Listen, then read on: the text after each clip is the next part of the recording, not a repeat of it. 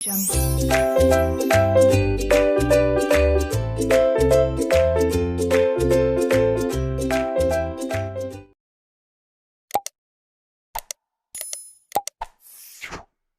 hello everyone, and welcome back to my channel named Learning to Learn. So, this is the channel you're watching right now. You can subscribe to this channel to get more updates. Apart from that, you can follow me on LinkedIn. This is my profile. You can follow me with the name Aditi Arya, as well as I'm on Twitter. This is my Unacademy profile. You can follow me on Unacademy with the name Aditi Vinod Arya, and I teach for NTA UGC NET category. There are a lot of special classes going on, so you can avail the benefit by downloading Unacademy app. Apart from that, you can also follow the Facebook page called Learning to Learn to get the latest updates, as well as the Instagram, so that you're updated. Apart from this, if you're not on Unacademy, this is what you're missing. We had a complete course on human resource management starting from today, that is on 20 June. We had our first class at 5 p.m. So you missed it, and this would be for 10 days from 20 June to 30 June. Apart from this, these are the regular classes which I'm taking every day. All these classes will be till the end of June. So it's at 9:05, 9:40 and 10:15. Make sure you do join these particular special classes free of cost and avail the benefit. As well as if you want to join the plus classes, you can do one thing. You can use Aditi Live referral code. I'll just show it to you. This is the referral code to get 10% off on Unacademy subscription. So let's start with today's topic.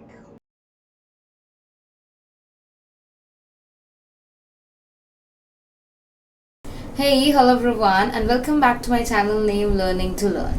So today हम लोग करेंगे bureaucracy theory. तो हम लोगों ने classical theory basically कर लिया है कि क्लासिकल थियोरी क्या होता है, क्लासिकल थियोरी में हमें क्या क्या पढ़ना चाहिए एंड मेनी थिंग्स. अब हम उसी के आगे जा रहे हैं और समझने की कोशिश कर रहे हैं कि ब्यूरोक्रेसी थियोरी क्या होती है.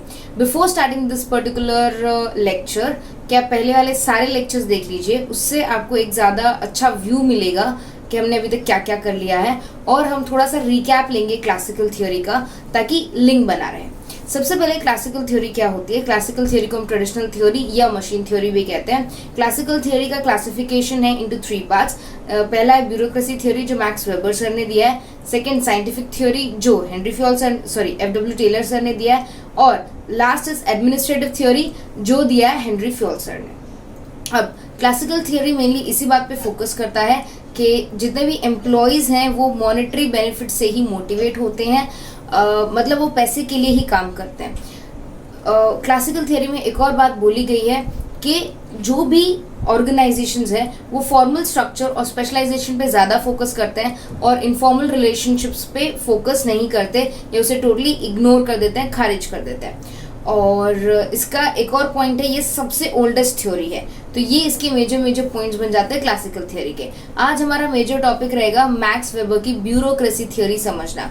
ये सारे जो भी मैं आपको समझा रही हूँ उसका सेम एक्सप्लेनेशन मैंने इंग्लिश में भी किया है. तो उसके लिए मैंने बाकायदा प्लेलिस्ट OB इंग्लिश अलग से बनाई है, तो आप वो चेकआउट कर सकते हैं. और अगर आपको ये देखना है तो आप हिंदी में एक्सप्लेनेशन कंटिन्यू कर सकते हैं. बट नोट्स मेरे पास सिर्फ इंग्लिश में. और अगर इंग्लिश में नोट्स आपको चाहिए तो नीचे डिस्क्रिप्शन बॉक्स में एक टेलीग्राम चैनल का लिंक होगा. आप उस टेलीग्राम चैनल पे जाइए, आपको इसके नोट्स आराम से मिल जाएंगे. So let's start with today's topic. So bureaucracy theory of classical theory. ये स्टार्ट करने से पहले मैं आपको थोड़ा ब्रीफ कर देती हूँ कि ब्यूरोक्रेसी थ्योरी होती क्या है. Bureaucracy theory max Weber sir ने दी है और मैक्स वेबर सर ने 3 चीज़ों पे फोकस किया है. उन्होंने कहा है कि ये थ्योरी मैंने 3 रीजंस की वजह से दी है. या इस थ्योरी का बेस 3 चीज़ें हैं. ठीक है. सबसे पहला रैपिड डेवलपमेंट. बहुत ज़्यादा डेवलपमेंट आ रहा था उस पर्टिकुलर टाइम में जब ये थ्योरी आई रिलेटेड टू इंडस्ट्रीज और टेक्नोलॉजी. तो काफ़ी फ़र्क, मतलब नई मशीन्स बन रही थी, टेक्नोलॉजी डेवलप हो रहा था और इंडस्ट्रीज एज अ ओवरऑल भी इंक्रीज हो रही थी. इसके बाद there was dissatisfaction among military people and other employees. तो ऑर्गेनाइजेशन में तो डिससैटिस्फैक्शन था ही. डिससैटिस्फैक्शन मतलब सब लोगों को काम करके खुशी नहीं मिल रही थी. वो यू कैन से थोड़े उखड़े हुए थे. तो ये मिलिट्री ऑर्गेनाइजेशन में भी था और अदर ऑर्गेनाइजेशन में भी था। इसके अलावा उन्होंने ये भी बिलीव किया कि जितने भी लोग हैं वो लालची होते हैं, वो सिर्फ पैसे के लिए काम करते हैं, वो ट्रस्टवर्दी नहीं होते, मतलब आप उन पे विश्वास नहीं कर सकते। सो इन 3 चीज़ों की बेसिस पे ये पूरी थ्योरी निकल के आई है। तो मैं आपके लिए इसको पॉइंट्स पढ़ देती हूँ। आज हम क्या क्या करने वाले हैं मैं आपको बता देती हूँ। सबसे पहले आज हम करेंगे bureaucracy theory of classical theory का इंट्रोडक्शन। ये किस वजह से है, जो मैंने अभी आपको 3 पॉइंट्स बताए, यही रीजंस है। इसको हम डिटेल में एक बार देख लेंगे। फिर हम इसके कैरेक्टरिस्टिक्स करेंगे और इसके डीमेरिट्स करेंगे कि ये क्यों नहीं सक्सेसफुल रह पाया। सो मैं पढ़ लेती हूँ, आप इसको एक बार देख लीजिएगा। मैं यहाँ से पढ़ना चालू कर रही हूँ, मैं हाईलाइट कर देती हूँ सो दैट आप देख पाए। Okay, bureaucracy theory of classical theory. This theory was propounded by Max Weber, who was a famous German sociologist, and it is said that the 3 factors contributed in the development of this theory. कौन से factors? The rapid growth and development of the industrial organization, as we have discussed. Second, the dissatisfaction among military organization and their working style. It was seen that Max Weber was personally dissatisfied with the working of military organization, as he had an opportunity to directly observe the organization. Third, as he was a sociologist, he concluded that human behavior is motivated by money. He works for money, so the individuals are untrustworthy and selfish by nature. तो ये 3 जो basis हैं या ये 3 जो reasons हैं, इसी की वजह से मैक्स वेबर सर की ब्यूरोक्रेसी थ्योरी स्टार्ट हुई थी। ये उनका बेस माना जा सकता है। फिर हम इसी के ऊपर आगे पढ़ेंगे। Because of these 3 factors not only business यहाँ से पढ़ रही हूँ मैं। Because of these 3 factors, not only business organization was seen, but also in the military organization disorder was seen. To remove this disorder and dissatisfaction, Weber gave their theory called bureaucracy theory. Weber suggested that there are 3 kinds of leaders. यहाँ पर 3 प्रकार के leader या नेता की बात की गई है। नेता कौन होता है? नेता वो होता है जो नेतृत्व करता है। तो यहाँ पर जो नेता की बात की गई है वो अपना पॉलिटिकल जो नेता होते हैं उनके बारे में नहीं, ये वैसे नेता होते हैं या वैसे लीडर्स होते हैं जो ऑर्गेनाइजेशन में लोगों से काम करवाते हैं, ये टॉप लेवल पे काम करते हैं। तो हम उनकी बात कर रहे हैं। सो 3 kinds of leaders who are capable of running the organization. अब ये 3 जो टाइप हैं, सबसे पहला है लीगल रैशनल लीडर। मैं नेक्स्ट पेज पे चली जाती हूँ। फर्स्ट है लीगल रैशनल लीडर, सेकंड है ट्रेडिशनल लीडर और थर्ड है कैरिज्मेटिक लीडर। अब इन तीनों के बारे में मैं आपको ब्रीफ कर देती हूँ। लीगल रैशनल लीडर वो लीडर होता है जो सोच समझ के तर्क लगाकर कोई भी डिसीजन लेता है। अगर उसे कोई भी डिसीजन लेना है कि क्या करना है, कब करना है, कैसे करना है, ये सारे डिसीजंस वो तर्क लगाकर करेगा। उसे लगेगा इससे ऑर्गेनाइजेशन को कुछ बेनिफिट हो रहा है तो ही वो डिसीजन लेगा। तो यहाँ पर वो किसी की भावनाओं में नहीं बहता या फीलिंग्स को कंसिडर नहीं करता, लॉजिक के ऊपर काम करता है। पहला। दूसरा, ट्रेडिशनल लीडर, जैसे राजा का बेटा राजा बनता है वैसे ही ट्रेडिशनल लीडर होता है। ट्रेडिशनल लीडर में शायद वो स्किल्स ना हो, मगर क्योंकि वो उस ऑर्गेनाइजेशन के टॉप लेवल का एक हिस्सा है या उसी हायरार्की में आता है या उन्हीं के परिवार का हिस्सा है, तो वो लीडर बन जाता है। अब इस लीडर के पास ज़रूरी नहीं है कि वो स्किल्स हो कि वो ऑर्गेनाइजेशन को अच्छी तरीके से चला पाए, एफिशिएंट प्रोडक्टिविटी दे पाए, ऐसा कुछ भी पॉसिबिलिटी नहीं है। तो ट्रेडिशनल लीडर को यूजुअली उतना बेटर नहीं माना जाएगा as compare to legal rational leader. Legal rational leader ज़्यादा बेटर रहेगा as compare to traditional leader. Last is charismatic leader, ये नया टाइप का लीडर है। करिस्मेटिक लीडर वो लीडर होता है जिसके लुक्स, पर्सनालिटी, एटीट्यूड पे लोग फिदा हो जाते हैं, ये उन्हें बहुत पसंद करने लगते हैं और उसकी वजह से वो एक लीडर बन जाता है और सारे लोग उसको फॉलो करते हैं। इस टाइप का लीडर भी उतना इफेक्टिव नहीं हो सकता। क्यों? क्योंकि वो क्वालिटी में मार खाता है। वो सिर्फ दिखने में अच्छा हो सकता है या उसकी पर्सनालिटी अच्छी हो सकती है, मगर ज़रूरी नहीं उसके पास वो स्किल्स भी हो जो ऑर्गेनाइजेशन में लोगों से काम करवाने के लिए हमें चाहिए। सो ये भी एक दिक्कत हो सकती है। वन मोर थिंग, बीच में मैं बोल रही हूँ, अगर बैकग्राउंड में कोई साउंड हो रही हो तो please I am really sorry, because कुछ काम चल रहा है and I can not ignore and I have to record the video, so there might be a small sound in the background. I'm really sorry about that. So let's continue. According to the Weber, the structure and functioning of the organization depends upon the nature of the authority. So he gave the following characteristics of these three authorities. तो start करें. जो मैंने पढ़ा है वही है almost same. आप बस एक बार हम इसको पढ़ रहे हैं सो दैट हम समझ पाए कि हम सही जा रहे हैं कि नहीं. ठीक है. तो सबसे पहले लीगल रैशनल अथॉरिटी मैं यहाँ से पढ़ना चालू कर रही हूँ. Okay fine. Legal rational authority are those who are selected by the people legally and are given power by that nature. It is said that these think rationally, have the power of rational behavior in different situations, so they are selected as the leader because of the rational behavior also. And because of this rationality, they have the power to run the organization effectively. तो ये जो legal rational authority है वो rationality के basis पे काम करता है, तर्क के बेसिस पे काम करता है और ये ज़्यादा अच्छा काम कर सकता है ऑर्गेनाइजेशन में, एफिशिएंसी ला सकता है, ऐसा कहा जा रहा है. नेक्स्ट पे चलते हैं. अब पढ़ते हैं ट्रेडिशनल लीडर को यहाँ पर. Okay. Traditional leader. The traditional leader are those who are selected as higher authority because they belong to a particular group or class, and it is taken as granted that a person belonging to any particular group will be selected as a leader, which is the tradition of any organization. It is not necessary that the traditional leader possesses all the qualities of the leader. As a result, such leaders cannot run the administration of the organization effectively. It is easy to select these leaders as their selection is traditional, so no efforts are made in the selection of difference between the quality and disqualities of such a leader. तो यहाँ पर एक और point नया आया है कि जो ट्रेडिशनल लीडर है उसको सिलेक्शन करने में हमारा टाइम एनर्जी कुछ वेस्ट नहीं होता, क्योंकि हमें ऑलरेडी पता है कि जो पर्सन आने वाला है वही लीडर बन जाएगा. तो इसमें एफर्ट आपका बिल्कुल नहीं लगता, टाइम आपका बिल्कुल नहीं लगता अगर आप सेलेक्ट करना चाहते हैं ट्रेडिशनल लीडर को. ओके. नेक्स्ट लास्ट पढ़ते हैं हम charismatic leader.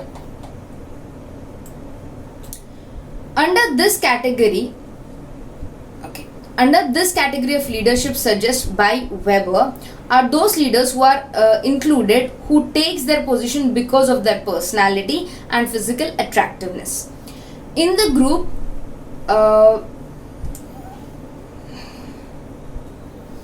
here the qualifications and talent are not given any importance. The selection is based on emotions of liking and disliking. Weber suggested that such leaders cannot take impartial decisions and they lack the knowledge.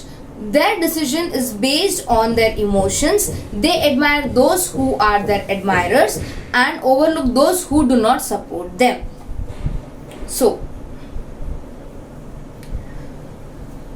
as the decision are taken emotionally, the effectiveness of the organization is influenced. जैसे कि हम लोगों ने starting में discuss किया था, charismatic leader वो होता है जो अपनी पर्सनालिटी से या अपने लुक से सबको लुभा देता है, मगर उसके अंदर जरूरी नहीं कि वो सारी क्वालिटीज हों और जरूरी नहीं कि वो ऑर्गेनाइजेशन को सही दिशा में लेके जा पाए, या जरूरी नहीं कि वो ऑर्गेनाइजेशन में एफिशिएंसी इंक्रीज कर पाए. ठीक है. सो अब इसके आगे चलते हैं.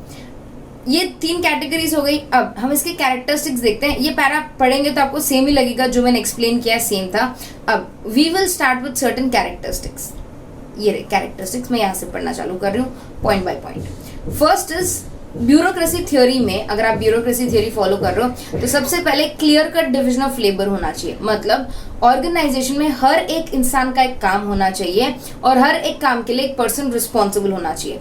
इससे कोई भी काम नहीं रुकेगा, कोई भी काम का डुप्लीकेशन नहीं होगा और सारा काम स्मूथली होता जाएगा. ऐसा मैक्स वेबर सर ने कहा है. दूसरा, presence of job hierarchy very important. Top level, middle level, bottom level clear होना चाहिए. सबको कम्युनिकेट हो जाना चाहिए कि भाई टॉप लेवल पे कौन है, मिडिल लेवल पे कौन है, बॉटम लेवल पे कौन है, कौन किसको रिपोर्ट करेगा. ये सारे relationships, reporting relationships, formal relationships clear cut mention होने चाहिए और ऑर्गेनाइजेशन के सारे लोगों को इसके बारे में खबर होनी चाहिए. Third, in the presence of strict rules and regulations in organization norms which are to be followed strictly by all the subordinates informally without any partiality laid to them. Yes, जो भी स्ट्रिक्ट रूल्स एंड रेगुलेशंस होंगे वो सबको follow करने पड़ेंगे. यहाँ पर कोई पार्शियलिटी नहीं चलेगी, सबको इक्वल माना जाएगा. इसका मतलब चाहे कुछ भी हो जाए रूल्स सबके लिए बराबर होंगे. तो ये एक बहुत पॉजिटिव पॉइंट है. फोर्थ पॉइंट, जैसे कि क्लासिकल थियरी अगर आपको याद हो तो हमने पढ़ा था कि वहां पर इनफॉर्मल रिलेशंस को उतना तवज्जो नहीं दिया जाता या उतनी इंपॉर्टेंस नहीं दी जाती. वैसे ही ब्यूरोक्रेसी थ्योरी भी उसी कंसेप्ट पे बेस्ड है. यहाँ पर फॉर्मल रिलेशंस को हम लोग इंपॉर्टेंस देते हैं बट इनफॉर्मल रिलेशनशिप्स नहीं होते, इनफॉर्मल कम्युनिकेशंस नहीं होते. तो अगर वो हायरार्की में नहीं है या अगर वो ऑर्गेनाइजेशन का हिस्सा नहीं है तो हमें उसके बारे में डिस्कस करने की जरूरत नहीं है. So that is the fourth point. No place of emotions as the leader think rationally only in favour of achieving the organisation goals. तो यहाँ पर इमोशंस फीलिंग्स की कोई जगह नहीं है. Fifth point, over emphasis on formal relationships. Yes, यहाँ पर फॉर्मल रिलेशनशिप ज्यादा है, इनफॉर्मल रिलेशनशिप ना के बराबर है. Sixth point, over emphasis on written documentation. I'm really sorry, pronunciation wrong हो गया. Written documentation. अब यहाँ पर ज्यादा एम्फोसिस दिया जाता है रिटन डॉक्यूमेंटेशन पे. इसका मतलब जो भी आप कर रहे हैं, क्योंकि फॉर्मल रिलेशनशिप ज्यादा है और उस टाइम पे ईमेल्स और ये सब उतने प्रचलन में नहीं थे, तो हर चीज रिटन में लिख के ही कम्युनिकेट की जाती थी और रिटन में लिख के ही आगे बढ़ाई जाती थी. इससे कोई भी कंफ्यूजन या कोई भी मिसअंडरस्टैंडिंग के चांसेस कम हो जाते थे. बट हाँ, इसके अपने नुकसान है, टाइम कंज्यूमिंग होता है, आपको रिसोर्सेज बहुत चाहिए एक्सेट्रा. बट हाँ, एम्फोसिस दिया जाता है for written communication rather than verbal या non verbal communication. Selection of different job level based on the efficiency. Yes, यहाँ पे जिसको जो भी जॉब दिया जाएगा, जिसको भी सेलेक्ट किया जाएगा in the organisation for a job, तो उसको उसकी स्पेशलिटी के बेसिस पे या उसको उसके यू कैन से एफिशिएंसी के बेसिस पे, उसके एक्सपीरियंस के बेसिस पे ही लिया जाएगा. और कोई बेसिस हम लोग नहीं मानेंगे, हमारे लिए यही बेसिस होगा. और एक और एम्फोसिस दिया था on stability and job security कि भाई जो लोग बहुत अच्छा काम करते हैं, जो लोग एफिशिएंट एम्प्लॉयज हैं, उनको हम जॉब सिक्योरिटी देंगे और हम उनको ऑर्गेनाइजेशन में रखेंगे for a very long period of time. तो ये हो गए आपके पूरे कैरेक्टरिस्टिक्स. अब हम जाते हैं इसके क्रिटिसिज्म्स पे या इसके नेगेटिव पॉइंट्स पे. अब अगर आपने पूरी थ्योरी देख ली तो नेगेटिव पॉइंट्स आप खुद भी कंक्लूड कर सकते हैं. जैसे कि ये थ्योरी बहुत ही नेगेटिव है, ये थ्योरी बहुत ही रिजिड है, ये थ्योरी एक इंसान को इनफॉर्मल रिलेशनशिप रखने से रोकती है, इसमें रिटन डॉक्यूमेंटेशन ज़्यादा होता है तो वर्क लोड बढ़ जाता है, अननेसेसरी का एक्स्ट्रा काम बढ़ जाता है, आपको ज़्यादा रिसोर्सेज चाहिए, आपका टाइम वेस्ट हो जाता है. और क्योंकि ये थ्योरी बेस्ड थी ऑन डिससैटिस्फैक्शन ऑफ एम्प्लॉयज, तो अगर आप ये सारा काम करोगे तो भी एम्प्लॉय सेटिस्फाई नहीं होगा, वो स्टिल डिससैटिस्फाइड रहेगा, तो आपकी ये थ्योरी का कोई मतलब निकलता ही नहीं है. सो इसके हम लोग एक बार क्रिटिसिज्म्स देख लेते हैं या वो सारे पॉइंट्स देख लेते हैं जो लोगों को लगा कि नेगेटिव है. फाइन, सो हम यहाँ से शुरू करते हैं. Demerits of bureaucracy from this. मैं इसको रीड आउट कर देती हूँ. Bureaucracy was a theory which was believed only on the working of organizations. It had many drawbacks. On whose grounds it was rejected. इसको मतलब काफी हद तक रिजेक्ट ही कर दिया गया था. The following are the demerits of bureaucracy. अब हम एक बार वन बाय वन सारे पॉइंट्स पढ़ेंगे और समझने की कोशिश करेंगे कि ये फेल क्यों हुआ, ये आगे क्यों नहीं बढ़ पाया. ठीक है. So the first point, the bureaucracy theory was first propounded by Weber, and Weber brought this theory in force in order to, I'm really sorry, okay, यहाँ पे start करूँ मैं, यहाँ से पढ़ रही हूँ. In order to bring about efficiency and to remove dissatisfaction among the employees working in the organization. But it was seen that neither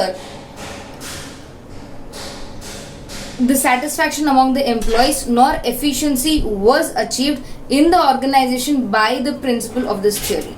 इस थियरी से कोई फर्क नहीं पड़ा, इस थियरी से कोई भी डेवलपमेंट नहीं आया. The next point is second. It emphasis upon high specialization of work and division of labor led to environment where there is no communication took place. As a result, the environment become boredom and laborers felt fatigue. Fatigue मतलब थकावट होती है यहाँ पर हिंदी में. Due to monotonous working, the efforts the productivity as well as efficiency in the organization, because due to lack of communication the exchange of ideas, intellect, thoughts does not take place, which deprives the organization from employees valuable ideas. तो यहाँ पर एक और दिक्कत थी, क्योंकि informal relationship था ही नहीं, तो एम्प्लॉयज़ को कुछ बोलने का हक नहीं था, एम्प्लॉयज़ को सिर्फ ऑर्डर्स फॉलो करने का हक था। तो एम्प्लॉयज़ के अंदर जो क्रिएटिविटी हो सकती है, जो नए नए आइडियाज़ हो सकते हैं, जिससे ऑर्गेनाइजेशन बहुत ज़्यादा बेनिफिट हो सकता है, वो नहीं हुआ। और वर्क, क्योंकि रूल्स एंड रेगुलेशंस बहुत स्ट्रिक्ट थे, तो वर्क बहुत ज़्यादा मोनोटोनस, मतलब सेम हो गया, बोर होने लग गए एम्प्लॉयज़, थकने लग गए और एक हिसाब से चिढ़ने लग गए, डिससैटिस्फाइड, वापस वही चीज़ आ गई। Third point,